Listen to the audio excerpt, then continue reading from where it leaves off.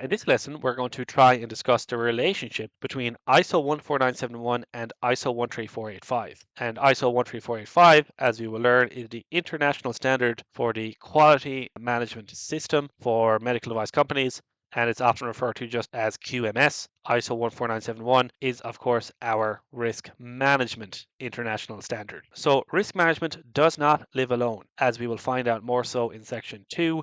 Our risk management processes live inside our design and development processes, which we conduct over the life cycle of the device. And moreover, our design and development processes do not live alone. They live inside our quality management system, which is primarily the requirements of which are primarily driven by ISO 13485, but also by the regulations in our own jurisdictions. And we have included this little image to show you basically how this works. If you're based in Europe, you're following the medical device regulations, the MDR. If you're based in the US, you're following the Code of Federal Regulations, which are regulated by the FDA. So here you have regulations, okay, and the regulations set out many requirements that you must meet for your own particular jurisdictions. Then we also have our international standards, which are a little bit separate to the regulations, but they're also quite intertwined. Like in Europe, in the MDR, if you want to market a medical device, you have to have an ISO 13485 compliant QMS before you can do so. In the Code of Federal Regulations, you're asked to have a QMS, and generally people still comply with ISO 13485, especially when it comes to people that want to get market access beyond the US. But they're largely, if you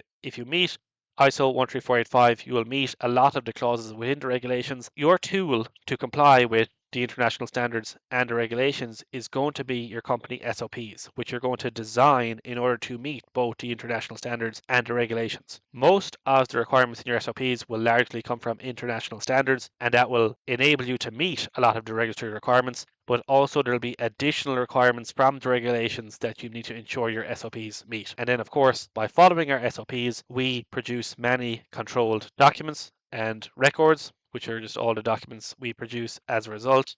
And this is, of course, acting as objective evidence that we follow our SOPs and the international standards and regulations. And it's set up in this way, of course, because the system is designed to be auditable by regulatory bodies. So in Europe, you will be audited by the notified body, who's going to both audit you both in terms of your QMS and your technical file. They'll audit the actual product itself. Similar thing in the US, it'll just be the FDA will be auditing you, and so there's a trail that you make by your documents. So medical devices is a document-heavy industry. Now, another way we can kind of conceptualize how all of this stuff works is through this diagram. So you can see here our risk management. We should have a risk management SOP per ISO 14971 as a company that lives inside our larger design and development procedures, which lives inside our larger quality management system, which we have designed as a company to follow the requirements of ISO 13485 and the MDR and the CF4. So design development is just one part of the QMS, and risk management is just one part of design and development.